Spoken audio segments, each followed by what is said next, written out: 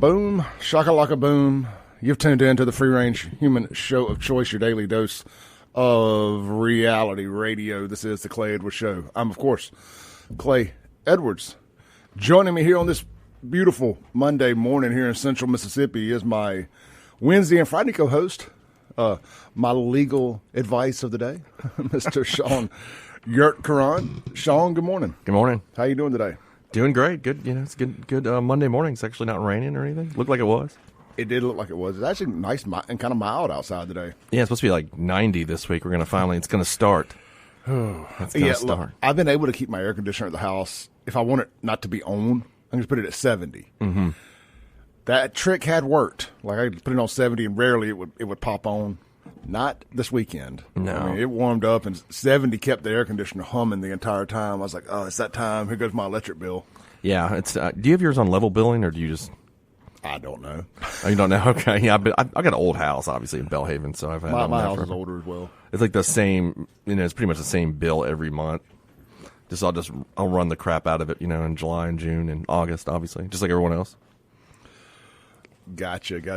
Maybe I need to look into that because mine will go from like 140 to 300. Okay, so mine's like at 130 every month of the year. Yeah. So it runs that way.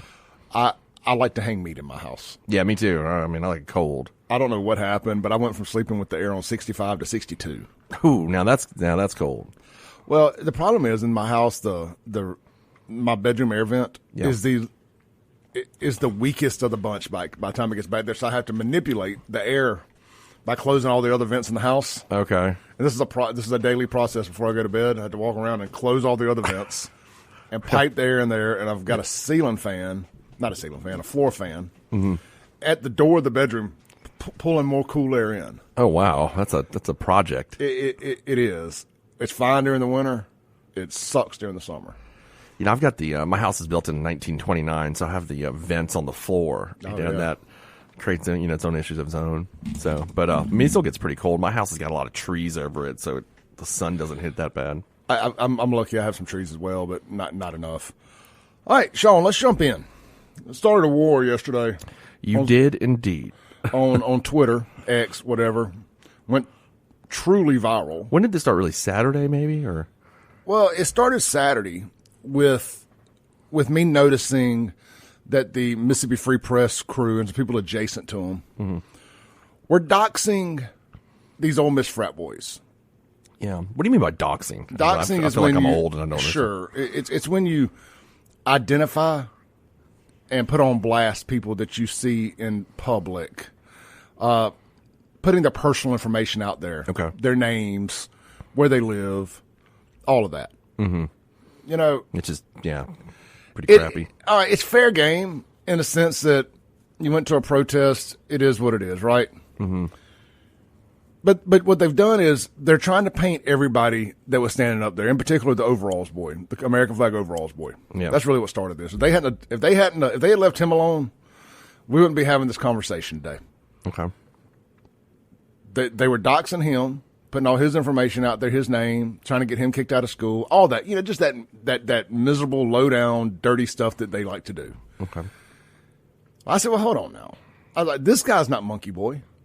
That's fair game, right? I mean, he did something really stupid and racist, and it is what I've seen people try to unpack it and try to say, no, it was just caught up in I've heard all kind of crazy people trying to work themselves into a pretzel to say it wasn't racist. At the end of the day, it was racist. I'm telling you, it was racist. I mean, that's the bar. Looking at a heavyset black girl and dancing like a monkey. I'm sorry. By everything I've ever been told is racist. That's racist. Does everybody know what we're talking about? Make sure they. I don't care. Y'all figure it out. Yeah, I'm not. No, just with there was a kid at Ole Miss during these protests that started. A black woman yelled at him. I guess cussed at him. Maybe I think she threw the middle finger. Is that correct? I'm gonna give everybody the benefit of the doubt here. If they listen to talk radio, they know what we're talking about. Okay, well, yeah, I mean, then in that context, that kid was that was completely racist, and it was pretty obvious, and I think he's probably screwed forever. He's kicked out of the fraternity. I don't know if they can kick him out of school. Yeah, I don't know how that works, right? I mean, I know they have an honor code. Mm-hmm. I mean, he probably doesn't want to go back. Yeah. After that, I mean, it's probably in his best interest to go take a year off. Hit the transfer portal. I mean, he probably needs to do that. Go work in the oil field for a year. He's from Texas, I believe. Yeah. Maybe go work in the oil field for a year and grow a beard and reinvent yourself a little bit. Yeah, I mean, I don't know. I mean, he might get a commentating gig on like OAN or something. Though. You never know. Yeah. He'll become the most famous one out of all of it. Yeah, the fallout of the way the society works. You never know. Monkey Boy. There's Monkey Boy. Gosh dang, I'd hate to know I was called Monkey Boy for the rest of my life, but as life goes, he's gonna be 65, and that's gonna be up there somewhere. So nobody's arguing. I mean, really. I mean, there's a few idiots trying to tie themselves into a pretzel. I hadn't even personally seen it. I just heard some commentators break this down and mention they've seen some stuff. Mm-hmm. I haven't actually personally in my circle, in my sphere of social media, see anybody say this guy wasn't being an idiot. So we all agree on that for general context here. What I don't agree with is them attacking the other people up there that were just simply counter-protesting. So counter-protesting's A-okay when it's against Donald Trump or any conservative causes. But the minute you counter-protest against liberal causes, it becomes a hate group thing. Yeah. And that's the way they paint it, and I'm just fed up with it. These free press people, Mississippi Free Press, and other free press organizations like them across the country, they take everything and they got handed stupidity on a silver platter here. Oh yeah. But they've turned this whole thing from what it was, which was them over there supporting pro-Hamas, anti-Semitic, terrorist-supporting protesters. And yeah, what shocks me so much, I saw, obviously I was going through your Twitter feed just and commenting this weekend. When you point out that when you point out that what you're doing is pro-Hamas, they counter with, something like, no, we're against genocide. Well, I mean, the answer to that is really easy. It's Hamas can surrender. The terrorists can surrender today, and this can be over. And I don't understand why they can't accept that. Like, and then when I've heard responses to that being, well, Netanyahu has more plans. Well, yeah, he's also only got a 28% approval rating with the Israeli public, by the way. So, I mean, he's not very popular in Israel, and for various reasons that are legitimate. But I mean, Hamas can do this. They could end this. And I don't know why these folks that are protesting can't ever accept that and argue that. I don't understand what they think they're going to accomplish arguing that in America. Yeah. Honestly, I mean, I understand being passionate for causes outside your border. I get it. It's not my thing, but teach their own. I understand it, but I mean, like, you're not changing anybody's mind here. You're not changing hearts and minds. So fast forwarding to what created all the drama yesterday, where this thing got kicked into absolute overdrive, is one of my sources sent me a screenshot of the still of a video. Mm-hmm. And then I got the video. And what it shows is the Jackson Free Press reporter, Stacy, I can't pronounce her last name, Speiler, S-P-I. I had it pulled up here and the screen just updated and it went away. So I'm pulling it back up. Bear with me one. Looks like Speiler. Speiler. Yep. Yeah, here it is. I got the post. Stacy Speiler. Well, Stacy Speiler is there inside they have these barricades set up to separate the protesters. Well, Stacy's a reporter for the Mississippi Free Press. Yeah. I mean, that's verified. People keep calling Donna Ladd her boss. So she works for, whether she's a reporter or whatever she is, she's a journalist student at Ole Miss, correct? Yeah, that's what's up. Well, her and Jaylin R. Smith. Jaylin is the black girl that goes around the barricade and has the confrontation with the frat boys. Well, they have painted Jaylin as this modern day Rosa Parks. They've given her iconic civil rights moment by having this bold standoff with these racist frat boys is the way they're painting this picture. Well, what appears to happen in Clay's opinion, this is opinion, I'm not reporting this as fact. The video and the photo I have, appear to show Stacy, an employee of the Mississippi Free Press, and Jaylin, a journalism student, having a conversation where they appear to be, I don't know, plotting is the word, but they're having a discussion, and then immediately after that, Jaylin walks up and goes around the barricade that's set up specifically to prevent confrontation. The cops allow her to go around it. She's screaming, cussing, most likely, from reports I've heard, but unconfirmed, screaming racial things towards the frat boys, flipping them the bird. I had the photo of her flipping the bird. We had the video of that. That's all okay. That's all erased by Monkey Boy's antics. Right. You know, Sean, we live in this time, and I get this a lot on social media, so I'm speaking from personal experience here, not hearsay. Somebody black can walk up and say whatever they want to you. They can be as disgusting and nasty, racist as they want. Say whatever they want. And the second you say something back that hurts their feelings, oh my God, you're a racist. No, you FIFO'd. You don't, that ain't how it works. We're going to quit bending the knee to this nonsense. Period. You walk up, you cuss people out, you treat people like crap, you instigated this confrontation. And you just got lucky from a content standpoint with Monkey Boy dancing around like a buffoon. Yeah, I mean, he's obviously a moron. And I mean, I think the situation would be different if, like, no one had, like, the counter protesters had not done a racist, reenactment or whatever you want to call it, whatever they did.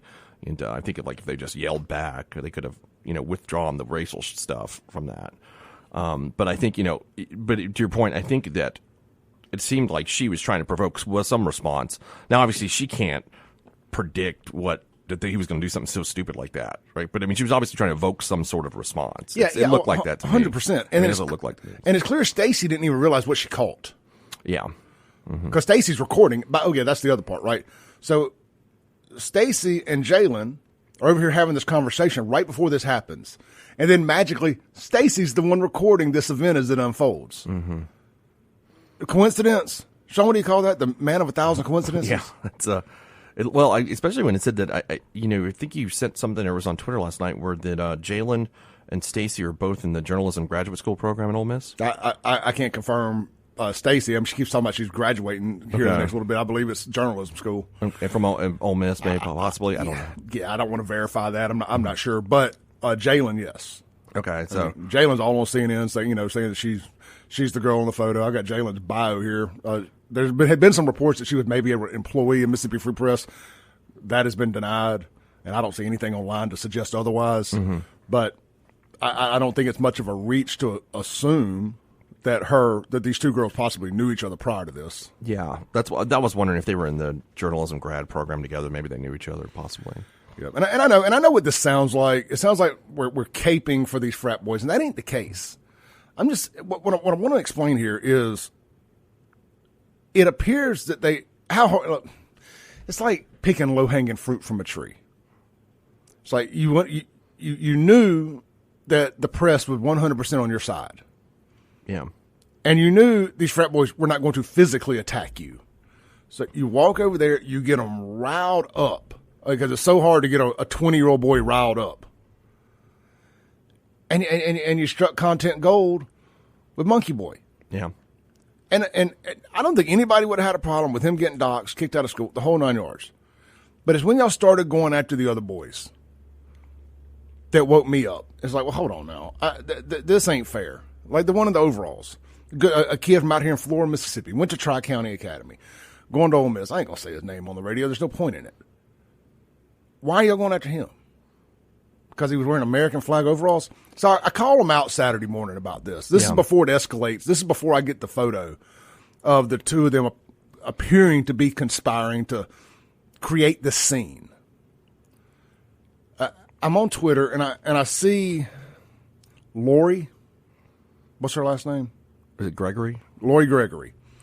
I see her and some people doxing this kid. And then I see Donna under there saying, I have been mighty curious about him too. Mm-hmm. And I just said, and we're talking about Donna Ladd, the editor of the Free Press. I'm like, well, Donna, why have you been curious? Why are you curious about this guy? He didn't do anything. And at that point, she told me to mind my own business and tend to my own house. All right. Well, I mean, if those are the rules we're going to play by. So fast forward to the next day, I get this video. And at this point, Donna blocks me, right? On Twitter. Big. Oh my God, he said something to me. Let me block him. She unblocks me to say something, then blocks me back so I can't reply. Oh God. Grown-ups. Yeah. Grown-ups. Anyway, she said she's calling in the cavalry today. Well, somewhere in the midst of all this, Jack Posobiec with the Post Millennial retweeted my tweet. Oh, did he? Okay. So this thing went super viral. Mm-hmm. And I didn't know that. Okay. Yeah, so Jack Posobiec retweets it somehow or another, and it's gone nuclear. I guess you said you saw it on WAPT this morning. A little bit, yeah. When I was walking out the house, it looked like they were talking about it briefly. What I heard, the Jaylin girl said she didn't want to become the center of controversy. No, and also there's something in the article. If you read the article in the Free Press, I thought was interesting.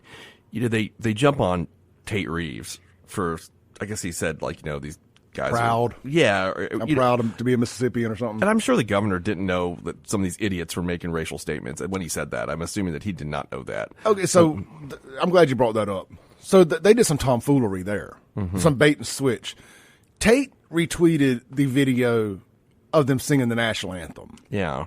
And said, I'm proud to be a Mississippian or something to that extent. They superimposed that, Ashton Pittman, to be exact, retweeted that with a photo or whatever of the scene with Monkey Boy. Yeah. And insinuated that Tate said he was proud of that. Right, and that's not what he said. Two different things. Yeah. And then, of course, if you look at the article, they link Tate's, he was in Kappa Alpha, I think, I think he's got the racist past, that fraternity over the decades. And they link that, it says here, it says Governor Tate Reeves, whose own college career included participation in a fraternity known for racist antics.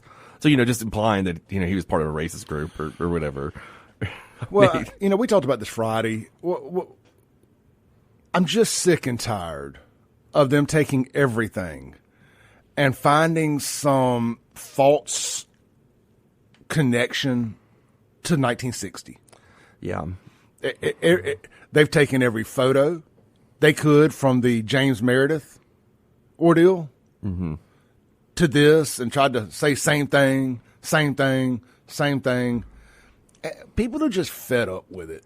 And it's a bunch of white liberals doing it too. You know what I want to see too, though, because speaking of all that, and I don't know what the pro-Hamas or what they call those pro-Palestinian protesters at Ole Miss said. I don't know if they said anything anti-Semitic or not. I don't have any report of that. But we do know that that's been going around nationwide. We know that during the country, that has been a theme of a lot of this. People out there being anti-Semitic and doing things to Jews. Are they going to call that out ever? Are they, that's a problem. I think that that needs to be discussed. If they're going to call it, that's actually happening nationwide right now, where Jewish people are in fear because of this. What's going on there? And let me back up to these are the Jewish Israelis were the victims of a terrorist attack, and we forget that. It's like forget what happened on October 7th. All we want to talk about is what's going on now. And I'm not saying what's going on now is good, and that the Israelis are acting correctly, and that there's I think there's 34,000 Palestinians that have been killed.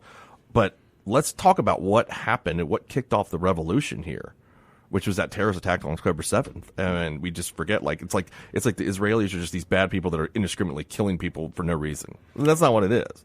No. All right, let's take a break. Wow, we ran over big time there. We'll be right back. Welcome back into the Clay Edwards Show. Guys, if y'all want to call in, 601-879-0002, 601-879-0002. The Guns and Gear text line. If you want to text in, thoughts, opinions, love letters, hate mail, all of it's welcome. Tweets. The Guns and Gear text line, 769-241-1944. Be sure to get out to Guns and Gear in Gluckstadt, Mississippi. They're not open on Mondays, but Tuesday through Saturday, go see Hunter and the team. They got a bunch of ammo on sale right now. Freedom Seeds on sale, and it's looking more and more like we're going to need them and need a lot of them. Get over there, located at 51 North in Gluckstadt. You can shop them online, gunsandgearms.com, gunsandgearms.com. And again, stop by, see them in person. They buy guns, they sell guns, and of course, they can take care of all your gunsmithing and Cerakoting needs as well.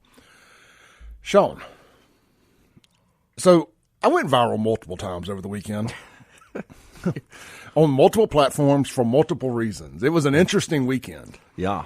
And it was honestly, you're not even drinking right now. I am 3 weeks to the day without a drink. I really wanted one yesterday, but I was like determined to stay in ketosis. And I actually woke up this morning, and the test strip was on the darkest of the dark. Because I ended up fasting a little yesterday unintentionally and didn't eat till last night. Mm-hmm. So then I ate eggs and steak, which is perfect for that. Right. Anyways, I woke up this morning in full blown ketosis. I've lost 15 pounds since I started this 3 weeks ago. So I'm feeling better than ever. I'm glad I'm clear. Glad I am clear of mind. Yeah, we'll say, because I need to be for this. So anyway, of course now the Free Press is threatening to sue me. Mm-hmm. Sean, I mean, your opinion. I know they can do whatever they want to do. Do you think that I am in the wrong? I mean, I think if you're stating an opinion, it's fine. This is just an opinion of yours that you don't have any necessarily factual evidence. It's all innuendo. I mean, it really is. I mean, who knows? Who knows what exactly happened? So yeah, I think people are welcome to state their opinion on things. We know the Free Press says their opinion on everything. Their opinion is that you're a racist right now, right? That's their opinion that they're saying. So, and I'm gonna say this. This is not, what do you call it, material fact? Yeah, is that the word? Is that the phrase? This is not material fact. This is me looking at a photo and making an assumption. Yeah, and I think anybody can make an accusation. Mm-hmm. Yeah, I think we make assumptions, about this any way you want to look at it. I was asking at the break. My question is, what prompted her to walk up to them and start flicking them off? And was she just so mad about what they were? Because apparently, when I'm reading here, what they were saying, and this is the Free Press article, like they were saying, "F Joe Biden," which apparently the Palestinians are saying too. Everybody's saying that. Yeah, we have video of. I can't play it because they use the F word, not "Let's go Brandon." But at the University of Alabama during these protests, one side started chanting "F Joe Biden," and so did the other. Yeah, Joe can't catch a break. I mean, Mark Hamill's a big fan though. Of who? Of Joe Biden. Is he? I mean, you didn't hear him the other day? Mm-mm. He spoke on his behalf twice in the last week and calls him Joby One Kenobi. Joby One Kenobi. I mean, look, I know you don't like Joe, but at least you guys are probably on the same side on this issue in terms of the being pro-Israel and against the terrorism. Well, it's interesting, man. We've been pretty vocal on this show about this. We have not ran from this conversation. And I've been really clear about it. I don't want to say I don't have a dog in the race. I'm just so pro-America. Mm-hmm. I'm so America first that I don't see things through an international lens like a lot of people. Yeah. Because I look at our border wide open, 100% at the fault of the guy that these very people that the Free Press voted for. So I kind of blame them for what's going on at our border. Right.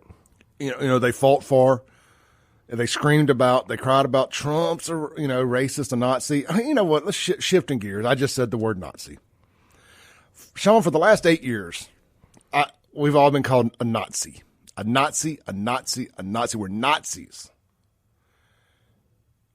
Now, the very people that called us Nazis are doing the same thing the Nazis did. Trying to eradicate Jewish people from America. Well, I know they did it from Germany, but you get my point. Yeah. They're acting like Nazis. They're doing Nazi behavior.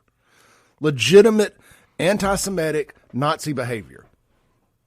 And you can't make it make sense. And they're using words, if you look on the platforms like Zionism, and you've heard that before, where initially in the 19th century that was, a movement for the creation of a state of Israel. And it was being a very Jewish movement, right? And now it's become kind of like a bad word, Zionism, Zionist. And Hitler used to use that word too. It's now the existence of a state of Israel. It's kind of like they're against that Israel shouldn't exist and that the Jews should be pushed into the sea. And that's kind of seen that because that's the Palestinians, by the way. That's their viewpoint, is that that's what should happen. And definitely Hamas is, which I'm considering them one and the same. So I mean, it's amazing how that kind of rhetoric has shifted, where it's such a very anti-Semitic rhetoric that is being pushed by the pro, using quotes, Palestinian group, and then now that seems okay. But if you had said something like that maybe 10 years ago, people were like, "Oh my God, you're completely an anti-Semite." We got a text here on the Guns and Gear text line, unknown texter. Says, interesting observation from the photo of Stacy and Jaylin. That photo was taken before the clash, and they appear to both be videoing at the same time. Multiple people, including Donna Ashton, said that was an interview. But in the story, the two quotes from Jaylin appear to be in response to after the confrontation, where is the rest of the interview? Lastly, that story has photos of the counter protesters flipping by everyone off, and the photo of the protesters are ones holding peace signs. When we all know there was similar behavior, minus Monkey Boy on both sides. I get what they're saying there. Yeah. The other side was being absolutely abhorrent and nasty too. Let's take a call. I think we got Jerry on the line. Looking forward to this. Jerry, you on there, brother? Hey, man. You on there? Yeah. Hey, tell your legal scholar there that if you are sued, it's probably going to be fun to get discovery and see every text from every person that was there that young scholar and young journalist was texting and what they were saying and what they were asking, and even afterwards. Don't you have the right to discovery if you're sued, John? Of course you do, Jerry, but wouldn't you assume that those texts are possibly deleted? At this point. Oh, yeah, but, they're it's in the ether, right? I'm sure they're deleted, but, so did, I don't know, several people think they're there. But, but anyway, I don't know. It's just an opinion. But I differ with you guys. No one should lose being in a school or anything because of freedom of speech, whether it's important or not. Because in my opinion, I just sent you something. These people are supporting a group of people, whether it's Palestine or Hamas, whose sole purpose is genocide. How ironic is that? In the charter of Hamas, it is genocide of Jews and Israel. Is it not? Yeah. Yep. Oh, but they don't want to talk about that. That's the irony, is like from the river to the sea. What does that mean? It means drive the Jews into the sea. I mean, that's been their goal for. And when you have, I don't know. Look, Clay, you're doing a good job with it, but I just thought, hey, discovery. It's kind of like, I'm going to sue you for slander. Well, that's okay. The truth is a defense, so I get to see everything. Correct? Yep. All right. I'm not a lawyer, but I do have a GED from Rankin County, so that's a good thing, and it's pretty good. Better than JPS. That's what I said yesterday. Thanks, brother. Look, and Jerry isn't definitely entitled to his opinion on and I agree. At the end of the day, I don't even know that the kid should be kicked out of school. If the fraternity, that's a different deal. If the fraternity wants him gone, I mean, you should. Look, this is terrible. People don't like hearing this. If you want to be a racist, be a racist. Just know that it's going to come with some.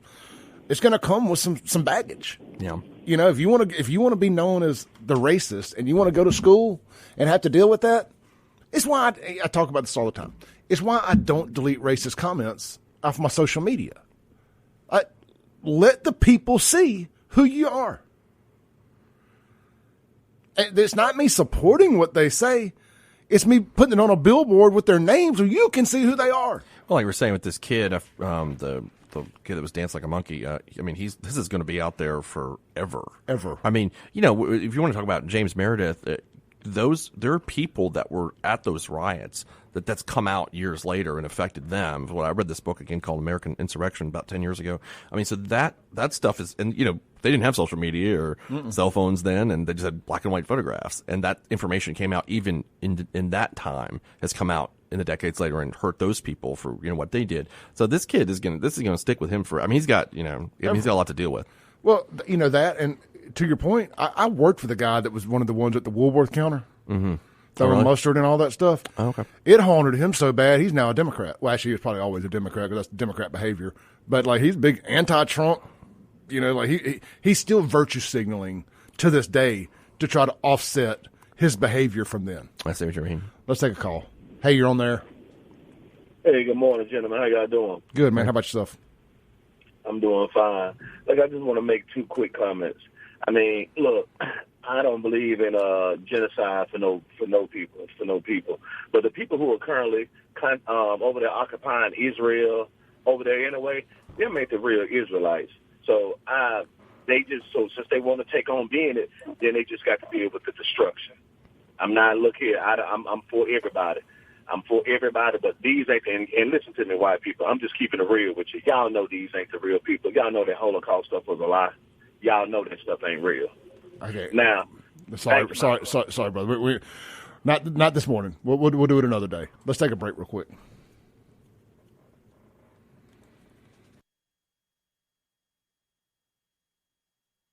Welcome back into the Clay Edwards Show, guys. Due to the levity of the conversation today, the heaviness of it, we're just kind of going straight through without a lot of ad reads and stuff today. So I do apologize to everybody. As far as that goes, we'll pick that back up when we bring the conversation back down to a reasonable level. I want to play something real quick just to show the hypocrisy. I don't even know if you want to call it the left. I really don't. There's a big civil war going on in this country inside each party, between the parties. I've never, in my lifetime, and I know that America's been very divided throughout history, and we all like to kind of live in our moment, and think our moment's the most diverse, intense, etc. But in my lifetime, I've never seen it so divided. Here's Byron Donaldson, a black man. I mean, since the free press is so worried about racism, here is a black man being called a race traitor and a bastard by some white folks and some Palestinians, for that matter. Here we go. What's his APAC paying you, you race traitor? Race traitor? Yeah. Yeah. Uncle Tom. The United States is supporting a Jewish supremacist country. Outside agitators aren't allowed. You're working for a foreign entity, you bastard. Get him out of here, student. That guy's really old to be in college. Called him an outside agitator. But this is to the point, right? Where's the outrage for that? Why aren't we allowing a black man to be talked to like that without the outrage from the same people who are outraged that the black girl got monkey danced on? Am I saying that right? Yeah, I don't know what that guy's dance was. I mean, I'm just saying, like, we're equal. Can I get some equal outrage here? I was telling you the break. I pulled up Twitter, and Malcolm Nance, and if people don't know him, he wrote a book about trying to prove the Trump-Russia theory. I mean, he's as anti-Trump as you get. He used to work for the CIA and all this stuff. He comes on all the talk shows, and he tweeted something just now and said, "This is what American protesters are supporting when they say hashtag Free Palestine. They mean freed of Jews." Well, he's got a video, Clay, of what the Hamas leaders, things they have said. One of them is, "Oh Allah, destroy the Jews and their supporters. Oh Allah, destroy the Americans and their supporters. Oh Allah, count them one by one, kill them all, without leaving a single one." I mean, that's the kind of videos. He's got a ton of videos going on, all the ones that basically you're saying, kill all the Jews, make sure they all die, do not leave a single one. This is Hamas saying all this kind of stuff. Just kill all the Americans. Kill Americans too. Like that's the position that they're supporting right now. And interesting enough, so this is Malcolm Nance, who's a liberal guy, right? And he obviously, and kind of to your point about there is a conflict in both parties, a separation in between each party right now. And what the left has got going on is they're having an issue with the pro-Hamas people. I call them pro-Hamas people because that's what they are to That's me. what it is. And they're pro-Hamas. And the non-pro-Hamas people like Malcolm Nance and myself, and I think even President Biden, I know that you don't like him, but he is not a pro-Hamas guy. Then, and you have that split that is going on right now. I don't know where that leads us at all, but I know they're wrong. That I do know they're wrong because they are supporting terrorists that want to see every Jew killed and want to see Americans killed. I mean, that's the goal of Hamas. And then on our side we have the America First versus the country club conservative, the neocon white collar conservative, right? The Mike Johnsons. I really got tricked by the Mike Johnsons of the world, the Michael Guest of the world, Roger Wickers of the world. It's them then it's us. Right. And they do not have our best interest in mind. They have whatever the best interest of the Washington machine is in mind, the political industrial complex. And that's really what it is. It ain't left, it ain't right. It's a political industrial complex up there. And, the older you get, the more you see it. I don't really know where we go from here. I really don't. I do. There are good people on the Palestinian side. Mm-hmm. I tell you all a story about a buddy of mine that I do business with multiple times a week. He's got a store. I like going in there. I like chopping it up with him. I hear it from a citizen of that side. He's not he's here in America. He's an American. He's proud to be an American. He votes in our elections. He's a Trump guy. He said he's voting for Trump. But he also explains this whole conflict from a more of a boots on ground standpoint. Mm-hmm. And it is interesting to hear that. And you do become a little more sympathetic when you hear it from somebody who's lived it to the point of getting out of there. Yeah. And it is interesting. No, but I'm sorry. No, I was going to say, but all that aside, I can't support that. I can't support this. What they did on, was it October 7th? Yeah. October 7th, those terrorist attacks. That's disgusting. They effed around. Now they're finding out. You don't get to pick the level of find out. Yeah. At the end of the day. That's it. I mean, we can all think it's too much. It's about to be a whole lot more. Starting today, as a matter of fact, if reports are true. Yeah. I mean, they're about to wipe Hamas from the river to the sea. I mean, and again, can you blame them? I mean, no. I can't. Yeah. And they're being as diplomatic as possible. They are telling everybody, get out. Mm-hmm. We're coming and we're bringing hell with us. And I mean, and I go back to what I said in the first segment, and I've said many times, Hamas can surrender. They have the ability to do that. They've lost. You know who didn't? You know who didn't have the ability to surrender? Who? The Jews against Hitler. That's true. Surrender was death. Yeah, they did not have an option for that. No, they did not. They just, obviously all got slaughtered. And, but Hamas can do that. I mean, they've lost. They are not going to win. So what they are doing is subjecting their citizens to this genocide, in my mind, because they can quit. But they're not going to. They're going to make the Israelis kill every last one of them. If that's what they want, okay, well, they're going to get it. I mean, they're going to get it. Let's take a break. We'll be right back. This is the Clay Edwards Show. We've got Sean Yurtkaran here on a Monday with me, my legal advisor here on the show with me as we walk through these landmines this morning.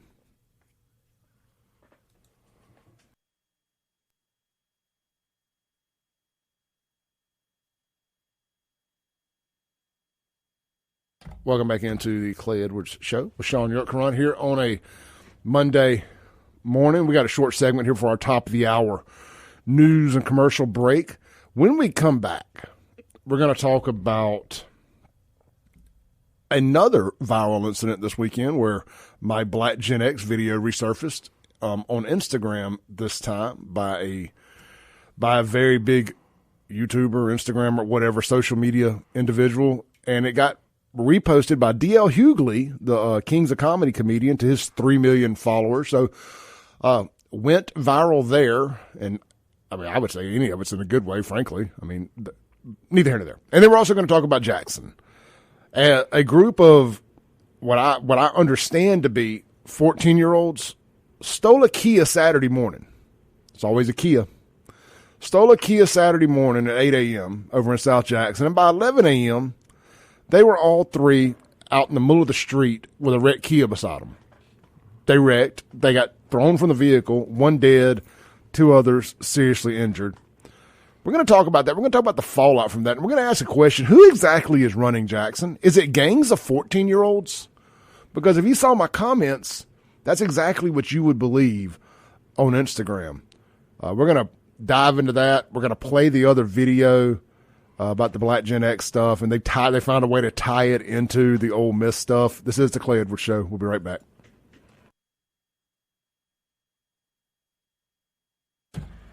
Award-winning podcaster, Sean.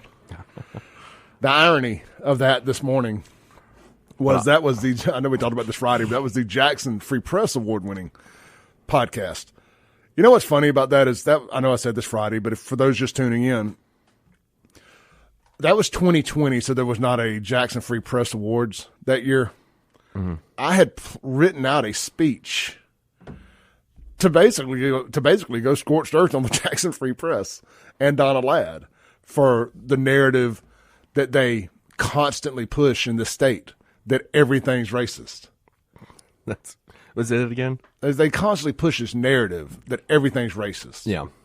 And I had written the speech to call them out on it, to call them out right in there at their award show. And of course, the award show didn't happen because, they're Democrats and they were way more scared of COVID than everybody else. Oh, okay. Then it was supposed to be an online one. I don't know if it ever happened or not. I wasn't about to sit at home during COVID or any other time and watch the Jackson Free Press Awards on the internet. When did they switch to Mississippi Free Press? Do you know? I believe it's still the Jackson. I believe there's two. There's two? I think. Okay. I don't know. I haven't seen the Jackson Free Press in a long time. Let's see here. We got the internet pulled up. If you're just tuning in, we are unpacking the Ole Miss frat boy incident from a different angle. I discovered some video over the weekend, a screenshot from a video that shows the Jackson Free Press reporter and the black girl who confronted the college guys, appearing, by my observation, to be conspiring to set this whole confrontation up. Mm-hmm. They're pointing at one another's phones, probably, I assume, getting them ready to film this, to go live on whatever platforms. That's what it looks like to me. Yeah. That may or may not be the case, but that's what it appears to be. And then magically, the black girl walks over, goes around the barricade. And we got a great tweet this morning from Ole Miss Rising. This is in reply to Stacy Speiler, the Mississippi Free Press employee, reporter, whatever. And it says, we understand perfectly. So if you're late, I put the screenshot out and made the accusation that I thought this was planned. This was plotted by them to get their moment. Now, they could have never expected to get what they got. They got handed content gold. If you're just simply looking at this from a clicks standpoint and a virality standpoint, they could have never expected the idiot to get out there and start bouncing around like a monkey. Yeah. In 2024, you could have never expected that. Anyway, I posted it. I made my accusations. Now people are giving their opinions on this. So Ole Miss Rising says, because Stacy had retweeted it, and says, I've been caught. Please let me explain. I was called to do this story about 20 minutes before it even began. I was on the outskirts of campus running errands with wet hair oocyte. So I guess she does go to Ole Miss. Yeah. Anyway, so the Ole Miss Rising says, we understand perfectly.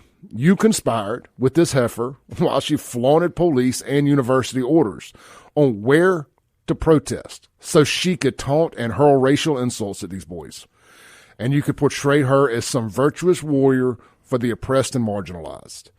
Of course, when y'all's pre-planned entrapment incident produced the monkey boy antics, you forgot about that and decided you could get more fame by leaving out context to create a fake narrative of him being a dyed-in-the-wool oppressor. This is all on you for being horrible, for being a horrible, ungrateful person, for being given a second chance at life for achieving sobriety. She brags about her sobriety is in her bio there on Twitter. That's why that was brought up. Or maybe they know her personally. I don't know. Yeah. But in so many words. I don't want to sit here and mark all that as, as factual, but I definitely agree on the overwhelming majority of it, especially about they set this up to give old girl her Rosa Parks moment. They're like, you're going to walk up there, you're going to be brave, and they're going to scream stuff at you, and we're going to get it on video, and it's going to make for an iconic shot.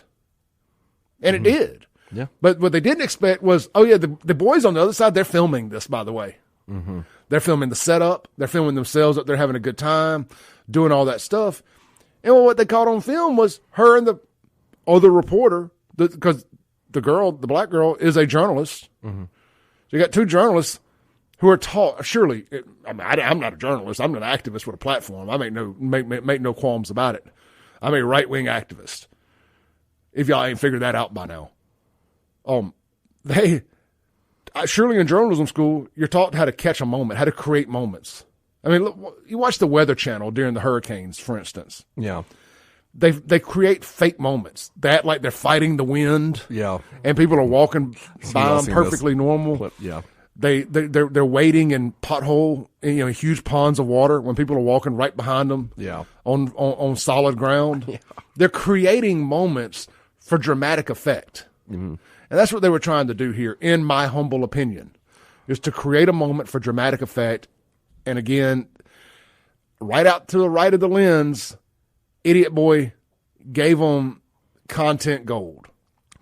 Does anybody know what prompted Jaylin, is her name, right? Jaylin Smith. To cross the barricade? Did they say something to her and she crossed it, or she say? I mean, does anybody know that? The video, I mean, the stuff I see, she walks up to it, she's spouting off something in the mouth, and she's flipping them the bird. Okay. And then she's allowed to come around the barricade.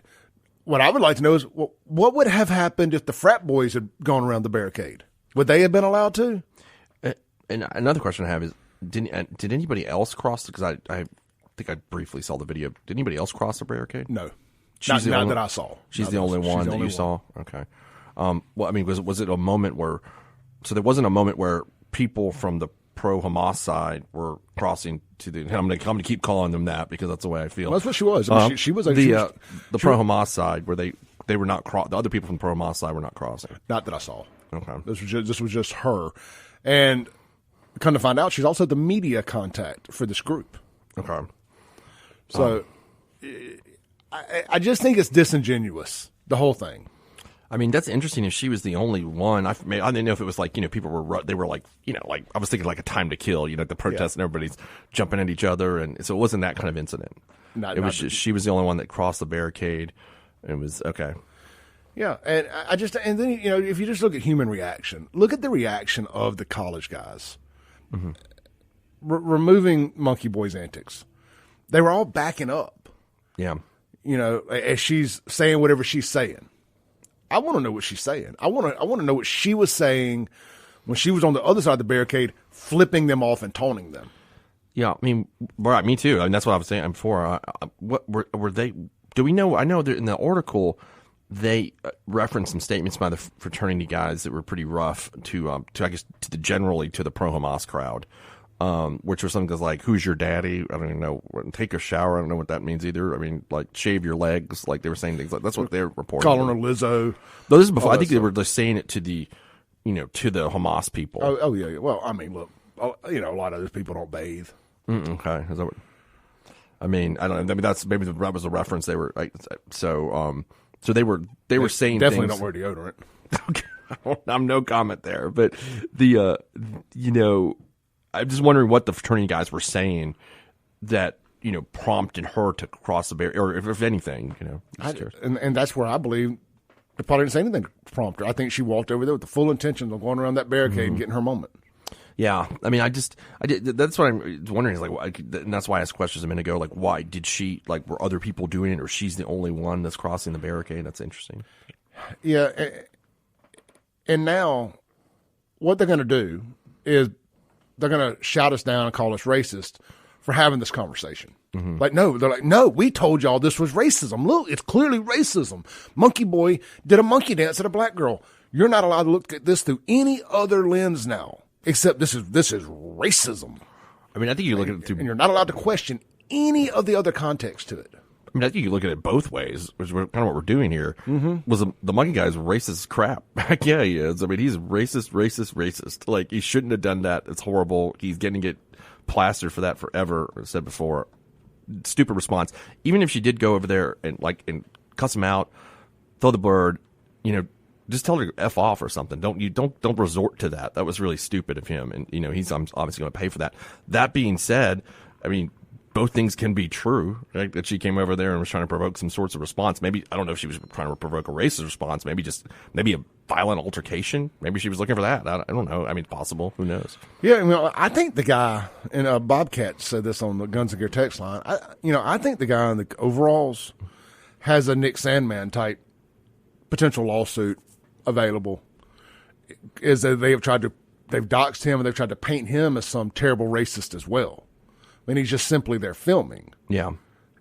I think he's definitely going to have an opportunity to explore legal options. I mean, if that's where we're going with all this, if everybody's going to sue everybody, I believe there's definitely some opportunities for those guys to pursue some legal avenues for defamation of character.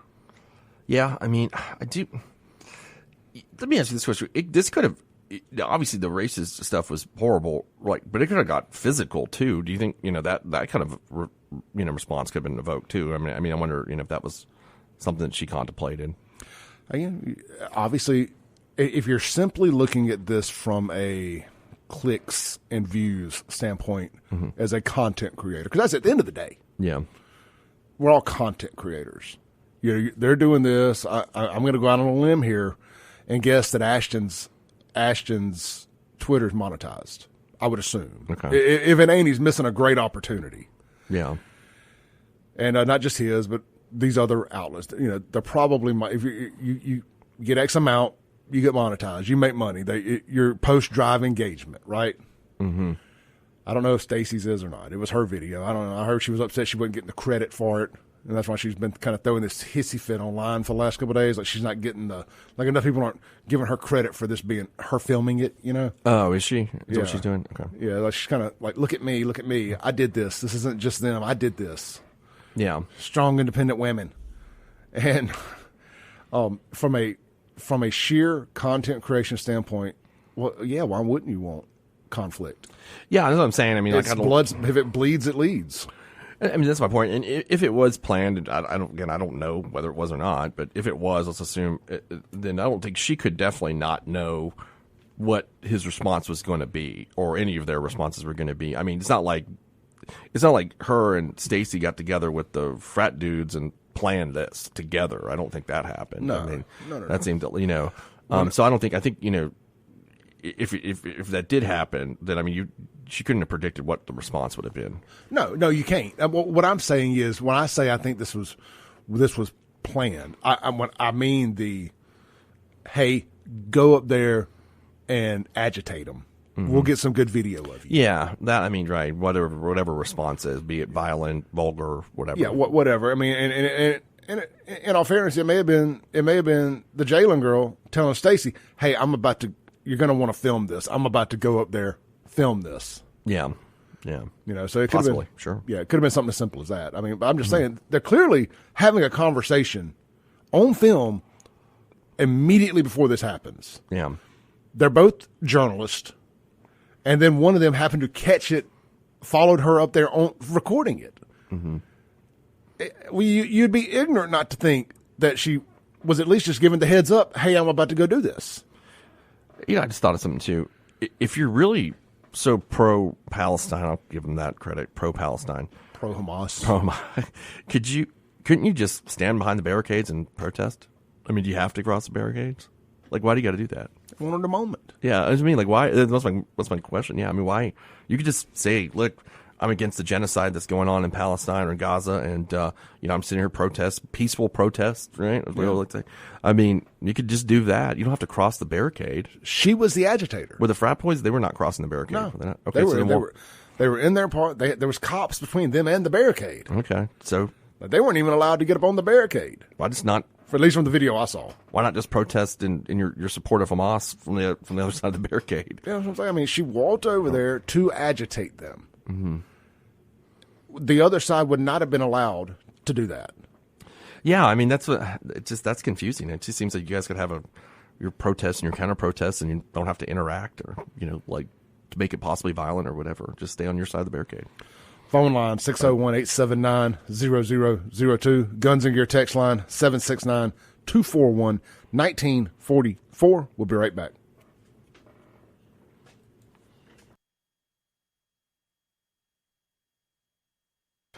All right, welcome back into the Clay Edwards Show. We got Sean Yerkeron here in the studio with me, my trusted legal advisor and friend. Also, phone line 601-879-0002. Guns and Gear text line 769-241-1944. Detractors are welcome.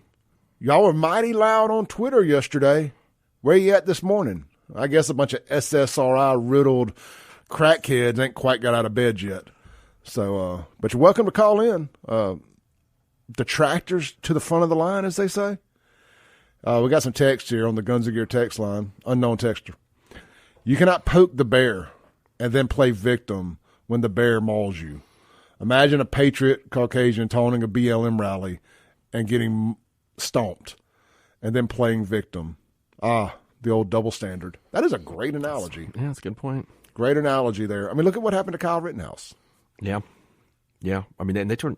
I think that was kind of turned into a race thing, which didn't have anything to do with it. Right? No, it's just the national media refused to tell anybody, your CNNs, MSNBCs of the world, that the guys he killed were white pedophiles. Yeah. One of them was at least. One of them, yeah. The other was, one was a pedophile. One was a abuser of women. Yeah, that's right. And one of them, like, didn't they hit him with a skateboard, if I remember correctly? Yep. I mean, or was about to. Yeah, I was about to, something like that. And then he effed around and found out. I mean, yeah. But they just kept saying Black Lives Matter protesters. Black Lives Matter protesters. Okay, well, that's not a lie, but you're not telling the whole truth because you're putting the black in there. Mm-hmm. And they just refused to tell the whole truth about that. That's why the fellow I had in here the other day, we wanted to kind of bring that up, and I'm not 100% sure that he knew that they were black. I mean, they were white. Or pedophiles. I don't know if you remember this, Clay. You and I had a really good discussion about Rittenhouse one time and Trayvon Martin about the first time I was on the show. And I always, people's responses to my response to both the situations, people get confused, where I think Rittenhouse was absolutely innocent. I think George Zimmerman is absolutely guilty. And I know people different, but they're like, how can you have those two viewpoints? I'm like, because I'm looking at it objectively. And Rittenhouse was defending himself quite clearly. He wasn't going out there, trying to kill people. And now, should he have gone out there? That's a different question. But was he in the right to defend himself? I think absolutely. Where on Zimmerman's situation, I feel differently because Zimmerman put himself in that situation to where the police told him, do not get out of the car. And he was like, oh no, I'm going to get out of the car and try to, I'm a cop. That was my problem with that case. Yeah. I'll say this about Rittenhouse. I've had a lot of time to look at it and discussed it, because it was a thing as I was doing this. So I've looked at it more. Should he have been there? That's debatable. He shouldn't have had to have been there. Mm-hmm. The government should have been doing their job. The local government, police, the state government, whether you got to call in the National Guard, whatever the case may be. He shouldn't have felt the need to have to go guard those businesses. Yeah. They should have been doing that and protecting those businesses where a young citizen didn't feel like it was his civic duty to need to do so. Mm-hmm. And I that's where I stand on that. Zimmerman, I said this when we had you on the show, when you came on the show and you said that I needed to go back and watch all that through a different lens, so a current lens. Because right now, my initial reaction is still Trayvon jumped him and bad things happened. But I want to go back and look at it all with a fresh set of eyes. I was loosely following that just kind of through the mainstream media narrative. Right. I'd like to go back and look at it more objectively. I watched the entire trial. I was really, really fascinated with it. And, it just, the situation where I always equated it to, and I think the prosecution messed up the case where, Zimmerman was sitting in his car and he was told not to get out of the car. The police said, don't do it. We're going to come and we'll check this out. And he decides to do it anyway. And then you follow me around in the middle of the night. Some guy's tracking me. I might think it's him or me. That's kind of where I'm at with that. I'm walking around Jackson. Some dude's just following me around. I might attack him first too. I can see where that can happen easily. Yeah. All right, shifting gears. Over in Jackson over the weekend, talking about getting people riled up. Mm. A couple kids, 3 kids, stole an SUV Saturday morning over in Sojak. And by 11 a.m., that was at 8 a.m., by 11, a couple hours later, one was dead, all 3 were seriously injured in a wreck. Not being pursued by the police, mind you. They're out there playing Grand Theft Auto 5. Yeah. And literally driving it like they stole it. And they had a wreck. I don't know what the cause was. It really doesn't matter. And Sean, this is the 3rd or 4th time this year that I've made a video about the bad behavior of Jackson youth stealing cars, particularly Kias, because I guess they're easy to steal. It's been widely reported. Doing this, stealing these cars and dying. I'm like, man, of all the things, you really want the last thing you did to be remembered for is stealing a Kia? Yeah. I mean, it just seems like, it's really not like a knock on Kia. I mean, they're nice cars. I mean, I'm not knocking Kia. Let's make it a Benz. It's just like if that's. I mean, I'd be saying the same thing if it was a Toyota Camry. Yeah. Or a Honda Accord or whatever. It's just such an average vehicle. Go big, get a Porsche. Yeah, I mean, go big, go home. I mean, I guess when you're stealing from South Jackson, your options are limited as well. But at least maybe a Chevy, a Ford, something like that. Well, so I post this, and the comments devolve, frankly, unlike they have in a while. And it's a lot of kids in there mad that adults are talking about kids' bad behavior. Mm-hmm. And Sean, it was in a Lord of the Flies type way. Right. It was in this. It was unlike I've deciphered it before. They were really, really coming at us, telling us we needed to stay out of their business. No, it becomes all of our business when you're terrorizing the public streets. Yeah. Because I'm sure that was some. I'm going to go out on a limb here and say hardworking adults' vehicle you stole. Mm-hmm. Probably looking at the insurance in Jackson, who does and who doesn't have it, they probably ain't got insurance. So they're just out of vehicle now. Right. So you've caused an adult their way to and from work. I think we absolutely, as citizens, have the rights to call this out. Is Jackson ran by a bunch of 14, 15-year-olds in gangs, or is it ran by the adults? I think, I had a discussion with law enforcement about this, and apparently, were these kids, did this happen in South Jackson? Yeah. Right. They said that South Jackson is almost being run by the gangs now. Like that's the problem. You may have been there with me. I'm not going to say who told us, but like the and do you think how chilling that is? You know what I'm talking about? When the portion of the city where you grew up, by the way, is now been taken over by the gangs. And does anybody want to do anything about this? I mean, no, nobody wants to. Nobody wants to go in. I understand, by the way. I understand why the police don't, because they're probably scared for their lives. Yeah. I mean, I get that. I mean, they don't have the manpower to go in and do this. And then, of course, it was just, a year and a half or so ago, 2 years ago, they tried to set up checkpoints for insurance and driver's license and got sued by people over on this side of town. They didn't want that in their community. Right. Well, when you don't want basic broken windows policing, it allows for this type of stuff to happen unchecked. Yeah. And I mean, I feel bad for the people that are living over there. I mean, that kind of environment where you're living this is an American city, and you're having, and gangs are running a portion of it. That's unbelievable that could happen. And I mean, you're just, you live in, we don't live in the Middle East or something or wherever, where this could go on. But you're going to, that's just acceptable. Now, I'll ask you this. I know Chokwe and the crew were totally against Capitol Police, fought up against that until he had his, come to Jesus moment with that press conference with Tyndall and all those guys. In 2021, you called it the other day, kind of made me laugh. I told some friends of mine, he called it the Summer of Sam in Belhaven, 21. It really was. I wonder if that was allowed to continue, which Chokwe wouldn't have cared. Of course, they'd allowed it to continue. Would that would the gangs now control that part of the city, or almost start controlling it? Because they felt like that was what could happen. Now we're talking about 3 years later. I think you were one. I'm going to play a little race card here because I think it's relevant to this conversation. I think you were one white murder away from Belhaven seceding from Jackson, and nobody giving a damn if they got called a racist or not. Yeah, I think that's probably true. I think people at that time were, I'm in this big group thread, and people were. I say white because it's predominantly white area. Yeah. I mean, I think people were like, well, what happens to my wife and kids, and this kind of, because I've said this before, living over there, crime has always been over there. I mean, I've lived over for 20 years off and on, and you have your car burglaries here and there, whatever, right? But it's never gotten to that level of violence that happened in 21.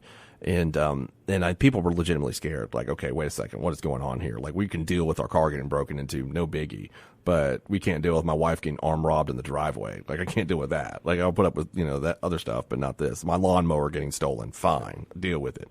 But that's kind of what you accept, living over there. But those kind of crimes of violence always escalate into something else, like you said, a murder. So I just wonder what would happen at that point. Either you're gonna have a mass exodus. I mean, it would be one thing, or, that whole succession plan, which I know the legislature was actually looking at in 21. I talked to a few legislators back then, and that was a plan, that LaFleur's Bluff thing you were talking about on the radio the other day. that was actually a real plan, like, to do that, which I think at the time, you had to be, I mean, I didn't care how I looked. I just want to be safe. This is not about, racism or anything. It's just about, can the city be properly governed? That's what it's about. Coming in this morning, I was going back listening to a news clip or podcast. Tim Pool did a segment about the Baton Rouge secession of basically the white majority or the white area of town. I hate referring to it as that. It's a majority white area of town, 70% white, 30% black. Kind of the money of Baton Rouge saying, we've had enough. Yeah. Well, the linchpin for that was basically a race riot at one of the public schools one day. There was like 6 or 7 fights, a couple dozen people got arrested, and the black population was mad that the white kids didn't get the same punishment as the black kids, but the investigation showed that the black kids started the fight. Okay. And one of the football coaches there is the one that kind of pulled the linchpin on this whole secession thing. Gotcha. And, of course, they're all called racist because they don't want to be controlled by these people who clearly can't run a city. They can't run a school district. It goes back to like I've talked about Jackson Public Schools. Yeah. That's why Jackson collapsed, is the middle-class families who could afford to move. So why will I stay? It's not my responsibility to stay and put up with this when you refuse to do the right thing. It's not white flight. There's plenty of black folks left, too. It's urban flight. People who could afford to do better and could see what was going on and realizing real quick, hey, we have no say-so in this. This is almost like taxation without representation. You guys, for whatever reason, can't run a school district. Pretty obvious. That's, at least for our local example. And what's funny, I'm glad you brought that up. I was thinking about I've always been pro public school and all that stuff. Of course, being on the left. But then now the school choice stuff I used to be against, but now I'm kind of for it because living in Jackson so long, I'm like, there's a lot of good kids in Jackson that are being subjected to this. Having to go to JPS and like you said, the taxation without representation. Their parents are getting taxed and they're going to these failing schools and they don't have a choice and they want to do well. They're trying to. They want to have a good future, but the city is not providing that to them. Well, that's what's happening over in Belhaven and Fondren. It really is taxation without representation. Because let's just be honest. If you live there and you're a homeowner, you have to also be able to afford to send your kid to private school. We had this conversation the other day. It's just JPS is shot. Yeah, you can't. And this ain't a white-black thing. You're sending your kid to private school if you live in Jackson and you can. Yeah, I think anybody that has the means to do that would do that. I don't think that is a race issue at all. I think that shouldn't be the case. I saw the Supreme Court came down with that verdict the other day saying the state can in fact direct funds to private schools. Yeah, and it doesn't have to be. I'll give you. So I was down in my hold that thought. We're at the 40. Let's take our break. Come back. We're going to pick it back up with Sean Yurtkaran. This is the Clay Edwards Show.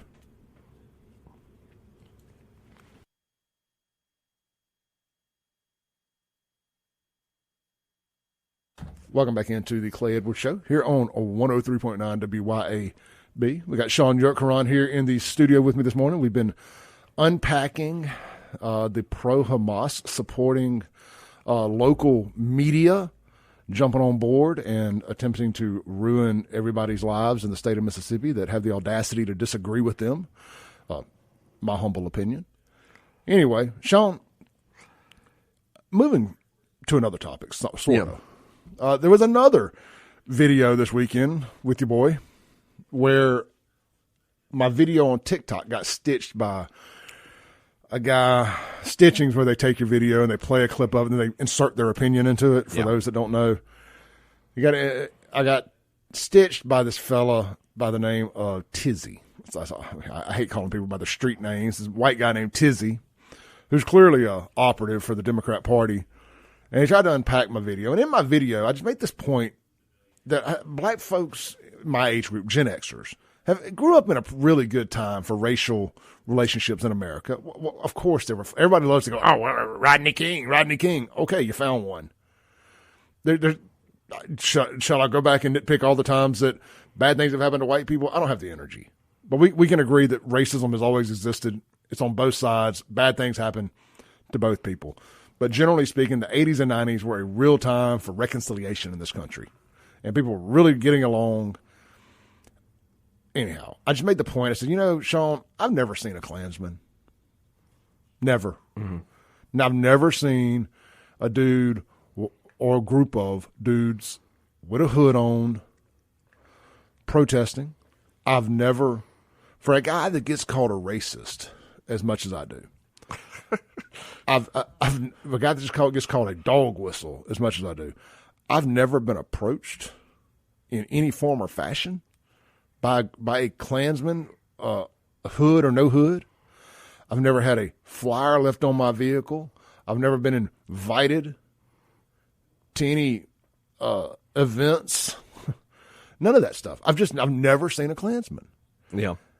And I said, look, man, I've never seen one. You've most likely never seen one. And people are mad that I've never seen a Klansman. And this guy brings a point in this video. He goes, "You're from Mississippi. You're lying. I'm from Florida, and I've seen a Klansman." Well, that says more about your circle of friends than it does mine. It's like, maybe you should look in the mirror, Tizzy. All right, well, I don't know any Klansmen. I've never met one myself either. To be honest with you, I've never. I swear to. I may have met one. They just didn't tell me. What they were. No, I guess caveat being, I don't know any open Klansmen. The way some of the media acts around here, I really wonder. They act like outside agitators, and outside agitators, and frankly, Klansmen. But hey, that's neither here nor there. That's just, again, Sean, that's just my opinion.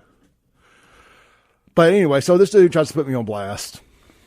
And he tries to weave it in, and he plays the Ole Miss video and all this stuff. And it's at the end of the day, like, people are mad that there's not as much racism in Mississippi as they think it is. And that's why we get mad when people like Monkey Boy do what they do. I know it. It's because the national media loves this from Mississippi. I mean, especially Ole Miss. I mean, this is beautiful for them. I mean, if it happened to Mississippi State, it probably wouldn't have been bad, but not like when you have it at Ole Miss. And what's funny is, like, if you live here, you look at Ole Miss as kind of like the liberal art school of the South. Yeah, it's kind of become that over the years, right? Like, it's like I do not associate Ole Miss with that. No, not in this day and age. Yeah. Of course, in the past it was, sure. but yeah, now it's become very liberal in Ole Miss. It's not the same school it was. There's actually, I heard around that a lot of the older donors were mad about how liberal it's become. It's become the kind of the. I mean, you're an alumni. Yeah, law school, sure. Sure. I mean, what do you think about it all? I don't spend a lot of time up there because it's not. I never, nothing wrong with Oxford. I was never one of those people. I've told you this before that just fell in love with Oxford. I just, went to law school there. It was nice. It was fine. Nothing against it, but I'm not a big Ole Miss person. You won't see me with the brown belt with the metal circles or an Ole Miss polo. I don't own anything like that. I don't think I even have anything that says Ole Miss on it, to be honest with you. God, I thought everybody got indoctrinated into the hotty-toddy nation that went to Ole Miss. Nah, I just, it wasn't my thing. But I mean, it's a fine place. But so I don't really. I've been there I graduated almost 20 years ago. I think I've been there twice. Let's take a call real quick. Good morning. You're on there. You mean to tell me you stay in Brandon and don't know any Klansmen? And another thing, when you go up to Oxford, why all those white women loving black men? Everybody up there look like they mixed. I mean, is this some sort of thing for survival? They saying the earth gonna get hot, now they want to mix white folk, black folk, keep your seed. I believe in not race mixing. What that make me a racist? But if you say you live in Brandon, don't need no Klansman, man, you the biggest liar in town. Thank you, Master D. I think people have a misperception of Brandon. It's actually a very diverse city. Look at the enrollment at the school. If you question that, it's a very diverse city. Plenty of times I'm in the grocery store, and I'm the minority in there. Again, I've never met a Klansman. I grew up in Jackson till three years ago, and again, never met a Klansman. Spent a lot of time running the roads out in Byram. Never met a Klansman. I know y'all want to believe that that's out there, and I know these stories like what happened at Ole Miss the other day get overly sensationalized because there's an appetite, like Sean said, for Mississippi and racism. And God, you throw in the Ole Miss thing, and I mean, they already had those.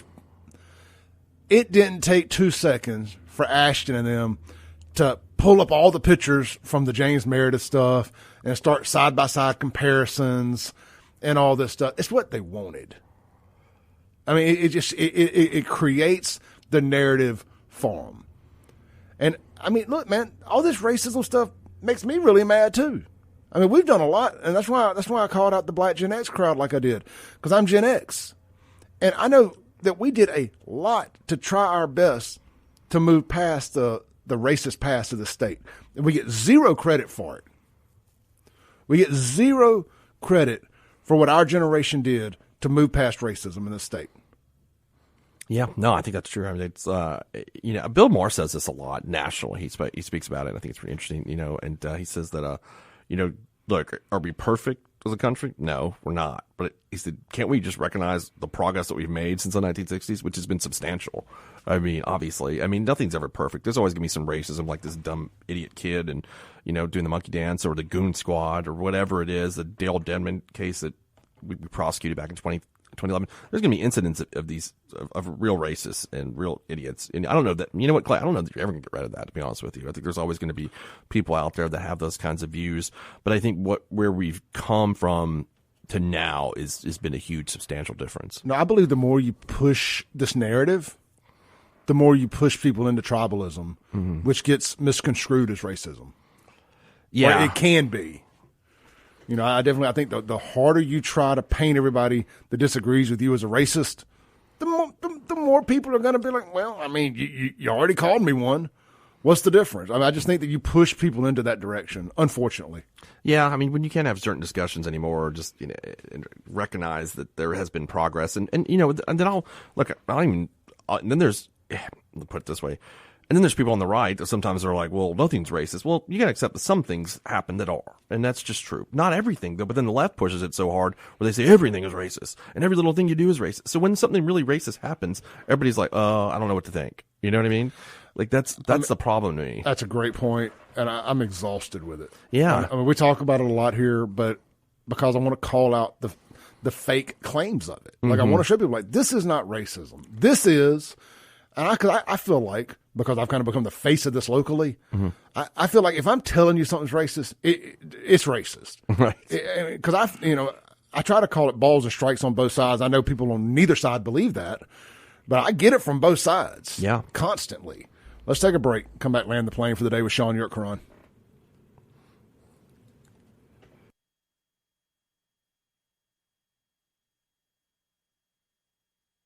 Breaking rules when necessary. Today was fun, Sean. We got 10 seconds. Thank you for getting up and coming doing a Monday with me. Sure. Podcast will be available shortly. Coming up next, the Chip Matthews experiment. And I will see you guys back tomorrow. Peace.